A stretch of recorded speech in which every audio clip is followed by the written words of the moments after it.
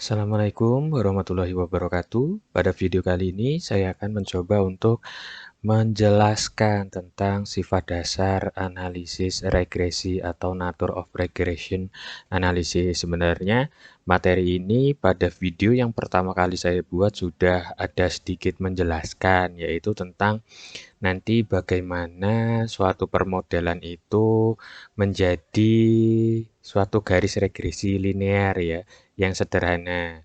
Jadi kali ini saya akan mencoba mendalami lebih jauh terkait dengan sifat dasar analisis deskripsi. Nah, di sini yang pertama akan saya jelaskan yaitu tentang asal mula istilah regresi. Jadi istilah regresi di sini diperkenalkan oleh Francis Galton. Dan di sini yang kedua, kecenderungan orang tua yang tinggi untuk memiliki anak tinggi dan orang tua pendek memiliki anak pendek. Jadi si Galton ini mencoba meneliti keterkaitan antara gini orang tua yang tinggi kira-kira nanti anaknya tinggi atau tidak. Nah, ini berdasarkan dari penelitiannya si Galton. Namun, rata-rata tinggi anak dari orang tua bertinggi badan dan tertentu cenderung bergerak regres ke arah rata-rata populasi. Jadi ternyata penelitian Galton itu tidak menemukan bahwa orang tuanya tinggi maka anaknya juga tinggi. Jadi di sini kecenderungan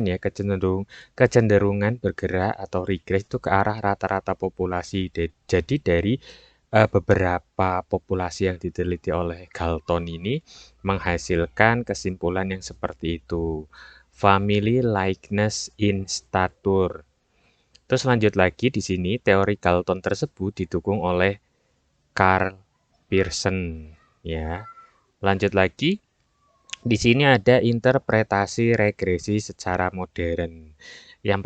Poin yang pertama, analisis regresi berfokus pada studi mengenai ketergantungan variabel dependen terhadap satu atau beberapa variabel independen dengan tujuan untuk mengestimasi dan atau memprediksi nilai rata-rata populasi dari data sampel.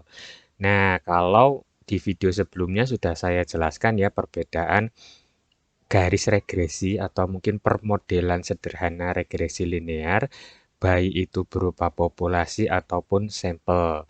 Jadi nanti mahasiswa bisa melihat kembali di video saya yang pertama. Nah, di sini ada contoh teori Galton mengenai tinggi badan orang tua dan anak. Jadi yang tadi saya sampaikan bahwa Galton itu mencoba membuat teori bahwa ternyata kesimpulannya orang tua yang badannya tinggi itu tidak serta-merta nanti anaknya badannya juga tinggi. Jadi Galton itu mengelompokkan beberapa populasi kemudian diteliti dan hasilnya justru mendekati atau regres ya ke arah rata-rata dari nilai populasinya. Nah, di sini ada contohnya ya, ada contohnya. Nah, garis ini merupakan garis linear, ya artinya lurus di sini dan di sini juga mungkin ini di titik-titik ini merupakan garis yang linear karena di sini atau gambar tabel ini ya, hypothetical distribution of zone height corresponding to given height of father. Jadi ini hasil dari penelitiannya. Nah, di sini tuh ayahnya ya, ayah yang punya tinggi badan, di sini anaknya. Jadi ternyata yaitu tadi ya, semuanya itu mendekati ke rata-ratanya. Ini ya, mean value ya, nilai rata-ratanya. Ternyata nilai rata-ratanya ini yang menjadikan itu tadi ya, regres. Kemudian lanjut lagi, di sini ada contoh kasus analisis regresi. Kalau di video yang pertama saya buat itu, saya mencoba menjelaskan tentang MPC ya. MPC di mana data yang dikeluarkan di sana adalah data-data antara fungsi konsumsi ya, ada fungsi konsumsi. Jadi kalau mahasiswa sudah belajar mikro, nanti akan menemui yang namanya MPC, akan menemui namanya elastisitas harga. Kemudian kurva Philip itu nanti akan ditemui di makro terkait dengan tenaga kerja. Terus elastisitas permintaan ini masuk di elastisitas harga. Jadi elastisitas harga itu ada permintaan, ada penawaran. Nah, di sini contoh kasus analisis regresinya tadi sudah dibahas ya tentang tinggi anak dan ini ya ayah ya tinggi ayahnya. Terus di sini height of boy, age of boy. Jadi di sini tinggi ya, tinggi anak laki-laki dengan usianya. Terus di sini Y-nya ya, personal consumption expenditure dengan personal disposable income. Terus di sini ada demand, ada price. Biasanya demand dan price ini termasuk ke dalam elastisitas harga, rate of change of wage, dan unemployment rate. Terus ada money atau income dan inflation rate. Ada di sini prosentase change in demand dan prosentase change in the advertising budget. Jadi di sini ada meneliti ya prosentase bagaimana kalau ada biaya iklannya terhadap di sini demand-nya. Itu apakah mempengaruhi nih adanya biaya advertising-nya. Terus kemudian yang Y, crop yield dan di sini X-nya temperatur, rainfall, sunshine, sama fertilizer. Nah, ini adalah contoh-contoh kasus. Sebenarnya ada banyak contoh-contoh kasus yang lain. Nanti mahasiswa bisa mengeksplor sendiri. Misalnya, apa saja sih yang mempengaruhi GDP gitu. Apakah inflasi, apakah jumlah uang yang beredar. Nah, itu nanti bisa mahasiswa teliti lebih lanjut. Kalau untuk materi hari ini masih sebatas regresi linear sederhana ya. Menggunakan OLS nanti kita coba analisisnya.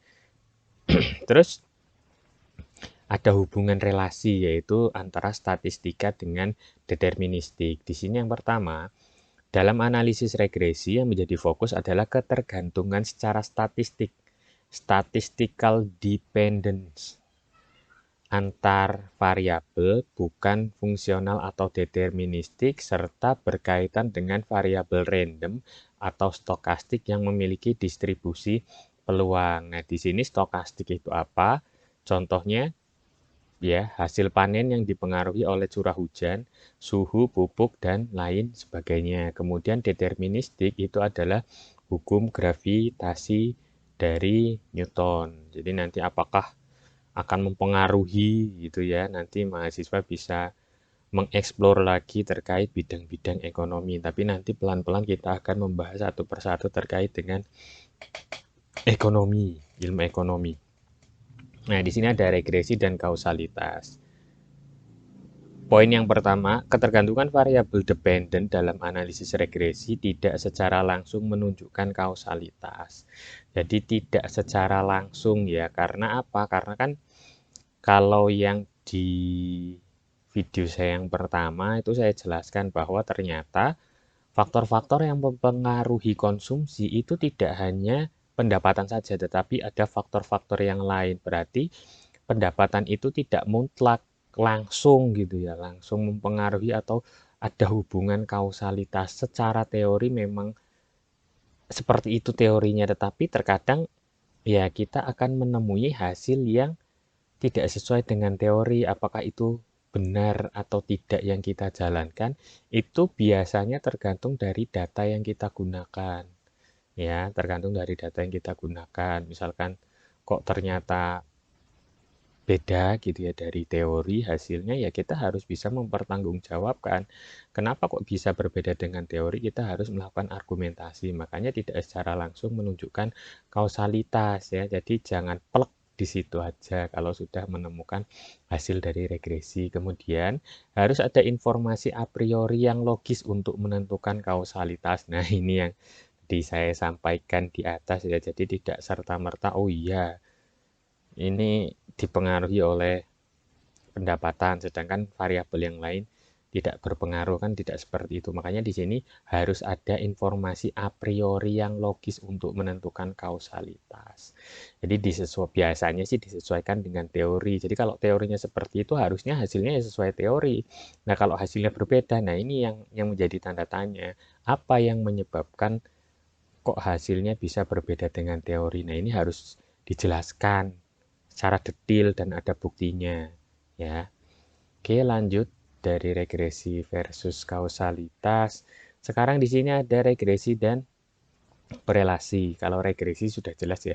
Kita melihat pengaruh ya, pengaruh daripada variabel Y-nya itu dipengaruhi oleh apa saja. Nah, korelasi di sini bertujuan untuk mengukur derajat atau kekuatan asosiasi linear antar dua variabel. Keduanya diasumsikan random. Jadi nanti seberapa kuat nih hubungan antar variabel yang kita gunakan. Jadi kita harus mengecek juga korelasinya sehingga misalnya ketika didapatkan antara konsumsi dengan pendapatan, kita cari nilai korelasinya, oh ternyata 0,98. Oh, berarti hubungan antara konsumsi dengan pendapatan itu tinggi. Nah, ini nanti mahasiswa bisa mencoba mencari ya korelasi dengan aplikasi Ifuse. Untuk minggu ini saya coba sementara mengestimasi regresi sederhana dengan ordinary least square. Sudah saya buatkan videonya juga. Nah, di sini regresi mengestimasi nilai rata-rata variabel dependent random ya berdasarkan nilai variabel independen fix dan non stokastik. Jadi seperti itu yang tadi saya sampaikan bahwa untuk regresi itu mencari pengaruh ya, pengaruh dari yang mempengaruhi ya variabel dependent.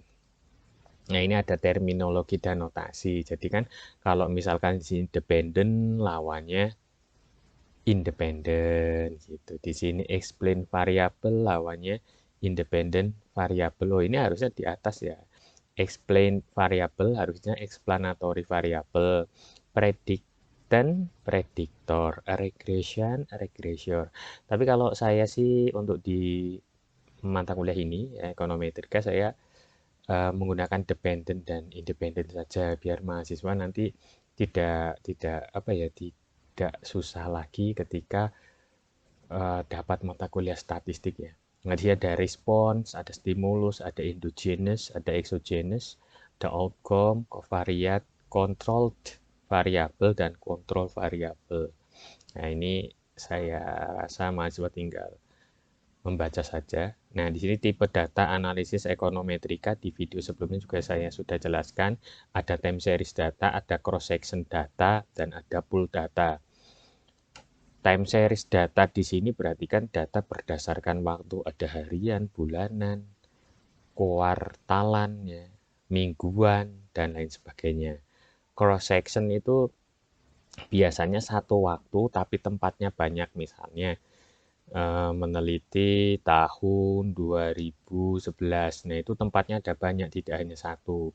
Misalnya Provinsi Lampung, Provinsi Aceh, Provinsi apalagi Sumatera Barat dan lain sebagainya. Terus kalau untuk pool data di sini berarti gabungan antara time series dengan cross sectional atau cross section ya. Jadi gabungan antara data time series dan cross section itu dinamakan pool data. Jadi nanti kita pelan-pelan, kita pertama mempelajari data time series, kita uji menggunakan eViews, nanti kita coba data cross section ya, cross section dengan menggunakan eViews, dan nanti insya Allah kalau sampai di sebelum semester saya akan mencoba mengajarkan ini pool data ya, pool data gabungan dari time series dan cross section. Lanjut saja. Nah, ini sumber data juga sudah dijelaskan di materi sebelumnya. Jadi di sini ada badan pemerintah, itu bisa ambil dari BPS, Bank Indonesia, OJK, terus kemudian ya ada banyak ya, ada banyak. Terus organisasi internasional bisa diambil dari IMF, bisa dari World Bank. Lembaga swadaya masyarakat bisa diambil dari WWF dan lain sebagainya. Jadi sumber data yang sifatnya sekunder itu banyak bertebaran di dunia maya ya. Ini kalau di badan pemerintahan kita cari inflasi, misalnya kita bisa lihat BPS, nilai tukar rupiah dengan nilai tukar negara lain kita bisa lihat di webnya BI. Untuk yang lain-lain bisa kita cek di web yang lain juga. Nah, di sini ada skala pengukuran data, ada nominal, ordinal, interval, dan rasio. Nah, untuk nominal di sini data hanya dapat diklasifikasikan. Contohnya jenis kelamin, jurusan, merek motor. Untuk data ordinal, datanya diperingkatkan, misalnya tingkat pendidikan. Untuk interval, itu perbedaan antar nilai memiliki arti, contohnya temperatur, interval waktu dalam sehari. Untuk yang rasio, itu titik nol dan rasio antar nilai memiliki arti. Contohnya jarak antar kota, tinggi badan, berat badan. Nah, untuk skala pengukuran ini nanti mahasiswa bisa baca sendiri, carilah literatur terkait dengan ini ya, jenis-jenis skala pengukuran. Jadi kalau mahasiswa belajar statistik besok sudah bisa dan sudah mengetahui. Nah, ini kita bahas tentang OLS. Sedikit saja yang saya bahas karena nanti kita coba mementingkan ke praktiknya ya, ke praktiknya. Nah, di sini kan kalau ada tanda topinya, coba mahasiswa cek itu populasi atau sampel ya. Kalau seandainya ini berupa populasi atau sampel ya nanti dicek mahasiswa. Jadi di sini ada regresi ya, fungsi regresi ya. Fungsi linear regresi ada Y, I topi sama dengan B0 topi ditambah B1 topi X, I. Nah, ini kenapa yang ini ya? Ini kenapa garisnya seperti ini ya? Nah, karena linear. Jadi linear itu lurus, tidak belok-belok. Nah, ini berupa linear. Makanya hasil dari fungsi ini itu nantinya berupa garis lurus gitu. Nah, dan untuk B0 itu letaknya di sini. B0 itu letaknya di sini dan untuk B1 itu membentuk segitiga. Membentuk segitiga makanya kan waktu di awal nanti mahasiswa buka lagi bagaimana penjelasan terkait dengan B1 ya. Oke, saya kira cukup. Saya lanjut lagi.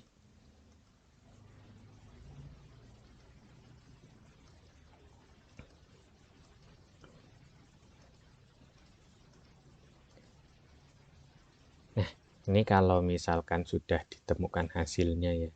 Ditemukan hasilnya dan berada di sekitaran garis ini linearnya, garis linearnya. Ini kan yang warna kuning nih. Nah, kita ternyata sejajar dengan yang atas ini untuk X1-nya dan di sini ada error 1. Ya, error term atau waktu di video saya yang awal itu saya menyebutnya mu ya. Di sini juga sama disesuaikan ternyata sesuai dengan X2 di sini. Kemudian error term yang ketiga juga sama disesuaikan dan yang terakhir ada error term. Ya, di sini ada kesimpulan min jumlah error ke I kuadrat. Nah, ini.